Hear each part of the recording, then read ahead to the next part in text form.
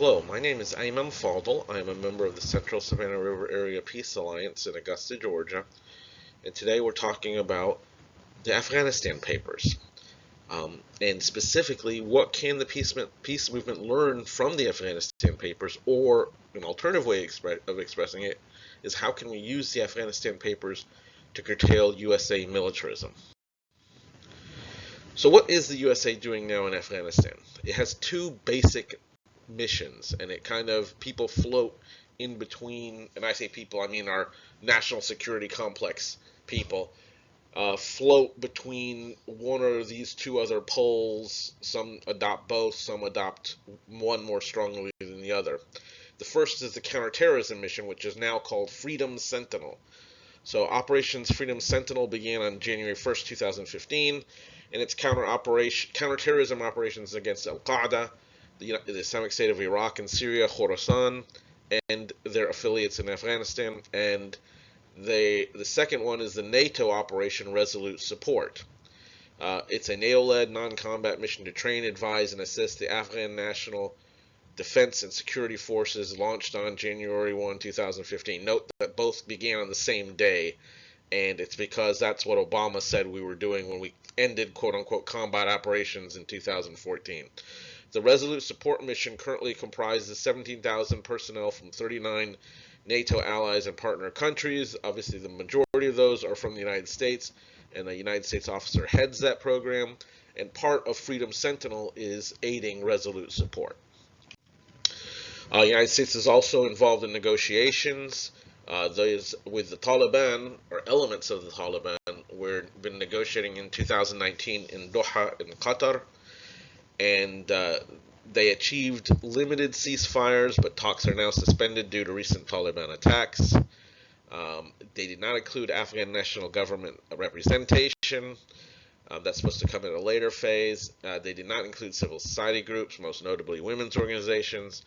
And it's not entirely clear if the Taliban representatives would in fact be able to persuade other elements of the Taliban or other rebel elements in Afghanistan to follow the results of negotiations.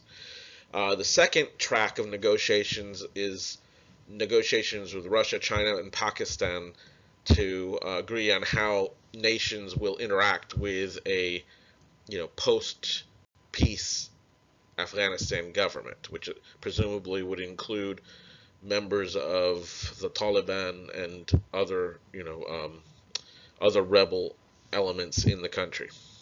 All right, so what are the rationales offered for continued USA intervention in Afghanistan? The first is we're denying safe haven, quote unquote, to international terrorists.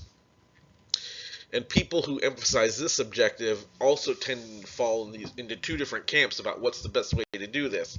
So there's the nation-building camp, which is mostly represented in theory by the Barack Obama administration, who said that the best way to prevent Al-Qaeda from having operations in Afghanistan which would threaten the United States is to have a functioning Afghanistan national government which would control all the territory, and to do that we need to upgrade the capacity of the Afghan national government.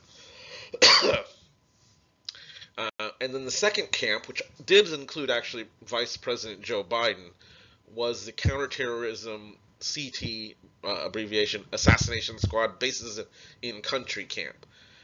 So, for example, Lindsey Graham says he's happy with whatever peace agreement that we make with the Taliban and other people in Afghanistan, as long as it allows us to continue to have bases in Afghanistan where we can assassinate people we don't like, the terrorists. The second the second rationale is humanitarian intervention, also known as responsibility to protect, R2P. And the thinking on this is that the Taliban are such extreme human rights violators that nations with the ability to do so should militarily intervene to prevent their return to power. All right, so what may be the actual rationale for continued USA intervention? And this is just something to keep in mind. Number one, I think just like in Vietnam, politicians worried about being perceived as weak and then losing elections, so they continue to vote for the budgets which support the USA intervention. There's a desire to exploit natural mineral resources of Afghanistan and bordering Central Asian nations. And we want to keep military bases in a country bordering Iran in case some of these people want to have a hot war with Iran, and bases in Afghanistan would be useful for that. And other people may be thinking of preventing expansion of Chinese influence in the region. All right, so how do the Afghanistan papers undermine the safe haven rationale? Well, number one, Al-Qaeda as a threat to the USA is barely considered in these documents. So when you read them, everybody's talking about, basically the threat of the Taliban because, that's who we're really at war with in Afghanistan. Number two, people who study this issue don't believe terrorists need safe havens to strike in USA or elsewhere. And number three, the Afghan Taliban's relations with Al-Qaeda and Daesh or Islamic State Kandahar are poor. But there are other groups of Taliban, particularly called the Pakistan Taliban, who may have stronger relations with Al-Qaeda and other international terrorist elements. All right. So how do the Afghanistan papers undermine the humanitarian intervention rationale? Well, number one, all the metrics of improvement are found to have been unsubstantiated, inaccurate, or even falsified. So we don't actually know that people's lives in Afghanistan are improving. Now, there will be a lot of claims to this, but there's no really good evidence to support all these claims. There was a Frontline documentary about walking with the Taliban that aired recently, and one of the people interviewed there said, the people who live where the government controls things are happy. The people who live where the Taliban control things are happy. Which basically means that, hey, wherever there's stability, people are happier than in places where there's widespread fighting or frequent violence and fighting. Widespread incompetence. The Afghanistan papers also reveal widespread incompetence and corruption among Afghan government officials, allied militias and warlords, USA military and civilian personnel, and NATO military and civilian personnel.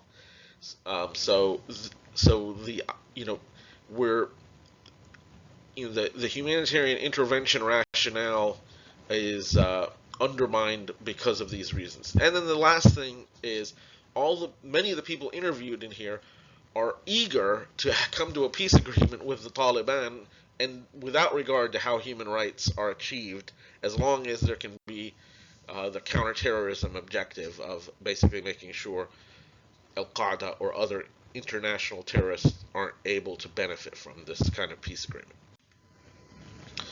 All right, some of the lessons to learn from the Afghanistan papers. We really got to think about, how the Afghanistan papers and the way they were released reflect the weakness of the peace movement. The DoD, the Department of Defense, and the State Department really didn't do much to cover up the content of these documents because they didn't fear the peace movement. These documents weren't classified, unlike the ones that Daniel Ellsberg revealed about Vietnam. And if you actually read all the boring government reports that have been published periodically since early on in the Afghanistan intervention, many of those reports contain the same things, and we've had numerous testimonials from many different sources about some of the same content that's in the Afghanistan papers. And all of this is because, the peace movement hasn't been pushing on Afghanistan. The other thing that a stronger peace movement would have made the courts more likely to compel release of the document sooner instead of the 3 years that the Washington Post struggled with that, and it would have made commercial media more likely to delve into the document. So we really need to, to get the full benefit from information that some media uncover, we got to have a stronger peace movement. And obviously, as we uncover more information, hopefully that will strengthen the peace movement. All right, the second thing we need to think about is the damage caused by Barack Obama. I know some of you aren't going to like that, but we need to come to terms with it. And we don't have to say one person's worse than another, but we do need to understand what happened and how it hurt the cause of peace. He campaigned on the idea that Iraq war bad, Afghanistan war good. And a lot of people heard Iraq war bad and got so happy that they forgot he said Afghanistan war good. And a lot of people still believe this that Afghanistan war is good. Now, as we've seen in the last several years, neither the Iraq war has ended nor the Afghanistan war has ended. All right, so I think we need to get into Iraq war and the Afghanistan war bad. These documents show that Obama wanted to make sure the Taliban didn't take over under his administration, and hence that's the real motive behind the surge. And very few people in these documents believed the surge would actually work. And then the third thing that Barack Obama did, which I think is actually the most harmful thing he did, was he didn't punish the war criminals in the Bush and Smalls administration. And that just means that nobody is ever going to get punished for anything except those who leak documents embarrassing to the government. So now, does that mean that we need to, desecrate Obama statues or something? No, what it just means is that whenever we are talking about, we got to get this issue out of the realm of partisan politics, because part of the reason we didn't get traction with the Afghanistan papers is that nothing in these papers is either good for the Republicans or the Democrats, and hence neither side has much of a incentive to talk about it. And so we really need to, get the peace movement beyond the limits of partisan politics. All right. The next thing is that it's futile to tactically resist militarism. In other words, we got to go all in and say, hey, all this militarism's got to end, and we don't have to. We got to avoid trying to improve our implementation of militarism.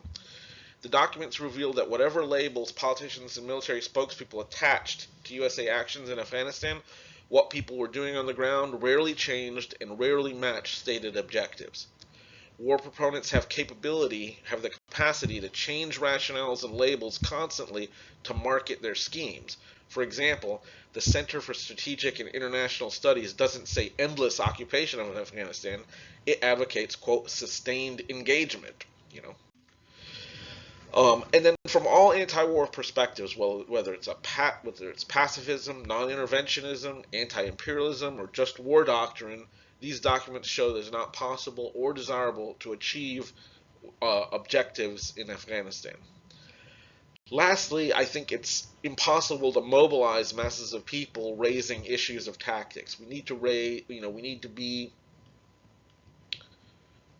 a lot simpler and more direct and appeal to the moral power of peace and fairness, rather than try to tell people, well, counterinsurgency has these flaws, and it's just not gonna. It's difficult to work. Now, that's not saying we don't educate people. That's part of what we're doing here today, but we really can't. We're not going to get far if we're saying these interventions are good and these occupations are bad and trying to distinguish among those. All right. And obviously, some anti-war perspectives lend themselves to that to a more radical analysis better than others, but that's a topic for another day. All right. Another lesson that we need to learn is that the military-industrial complex is humming along well. Thank you very much. So one of those war-mongering pundit-type people, Peter Bergen, quote, when we talk about all the money we've spent on Afghanistan, bear in mind that we've paid most of that money to ourselves, our soldiers, our contractors, and our companies. This is at a talk sponsored by the Center for Strategic International Studies on February 5th, 2020, just a couple days ago, making the case for sustained U.S. engagement in transitioning Afghanistan. Doesn't that sound pleasant? The next quote is from the head of SIGAR, who, in testifying to Congress on January 15th, said, "Some interviewees who wish to remain anonymous have a well-founded fear of retribution from political or tribal enemies, employers, government, or international donors who are paying their salaries." So all these people that are interviewed in the Afghanistan papers, they didn't they didn't come out in public for these things because that would harm all their future employment prospects, whether it's in Afghanistan or in some other country that we're going to go occupy and spend a whole bunch of money on. So there's anybody who's trying to adjust or improve how we're doing things in Afghanistan is never going to have accurate information because there's such a financial incentive to lie about what's going on. All right, the military, finally, these SIGAR interviews and reports only cover reconstruction. SIGAR, by the way, is the Special Investigator General for Afghanistan Reconstruction. SIGAR interviews and reports only cover reconstruction programs, generally under the State Department, which is only about a tenth of what we're spending in Afghanistan. And there's even less accountability in the DoD spending for operations there. Now, by the way, that's just what we're spending in current operations. We're going to have a bunch of other costs down the road, which is why what we're really spending on this global war on terror is already exceeded $5 trillion, or what we've committed to is already over $5 trillion. So it's awful. All right, another lesson. National security fear-mongering makes ending war more difficult. And that's of any stripe. So politicians fear being accused in a future election of, quote, losing Afghanistan, end quote, or, quote, allowing a terrorist attack, end quote, to emanate from there. And so we must not, as peace activists, add our voices to those who use national security fears to advance political aims. Now, great examples of this are Russiagate and Ukrainegate, where people are constantly saying these politicians are selling us out to foreign enemies. Well, all we're doing if we say those things is make it, foreigners more scary, and means we have to have more wars and more occupation, in my opinion, all right? Another thing is disparaging Afghans isn't a great tactic either. So besides being morally wrong and factually inaccurate, repeating disparaging stereotypes about Afghans makes the counterterrorism strategy and even mass casualty tactics like sanctions and nuclear weapons use more attractive. I mean, if we're going to go and say, oh, these Afghans are idiots and stupid and illiterate and corrupt and blah, blah, blah, then, if a future military leader just starts using bombs indiscriminately, well, even if the people that we killed weren't quote-unquote terrorists, they were just people who happened to be nearby, well, they weren't that good anyway, and why should we care? So I really think, we should have a broad peace tent, but we shouldn't have people in there who express those kinds of, frankly, racist views about people around the world. It also doesn't do much good for social cohesion here, which is part of the problem that we do need to address. All right, possible strategies to pursue for us as peace activists. Number one, demand accountability of U.S. senators and members of the House of Representatives. A lot of our local politicians, Graham, Perdue, Heiss, Wilson, Allen, are all members of national security committees. We need to get them on the record saying, hey, do they know about these bad things that are going on in Afghanistan? How come they haven't talked about it before? Were they ignorant? Were they deceived? Whom will they hold accountable? What strategies do they advocate next? We also need to increase outreach to military personnel, both active and retired, and their families, because frankly, these are the most of Americans. They're the most directly injured by all the lies that are going on in Afghanistan. They're paying the highest price they're paying a high price. There's other people, for example, the people who aren't getting clean water because we can't afford to get lead out of their water, for example. That's a pretty heavy price that we can also attribute to the Afghanistan occupation. We should think about joining nationwide campaigns to end USA sanctions. I recommend going to the website sanctionskill.org There's coordinated actions coming up March 13th through 15th. Lastly, I think we got to get the term endless war or forever war out of our vocabulary. I know they sound like a useful, accusation to fling at war makers, but both terms actually undermine the urgency of action to end the wars because they imply that these wars are somehow sustainable, that they'll, if we do nothing, they can just keep going on and on and on. And sooner than many people think, I believe the USA will not be able to execute these wars because of unaddressed social and economic problems, environmental collapse, and resistance from competing great powers such as China. I mean, let's end these wars while our nation still has the resources and capacity to address other issues. Let's not wait for our nation's collapse to end these wars. All right, thank you so much.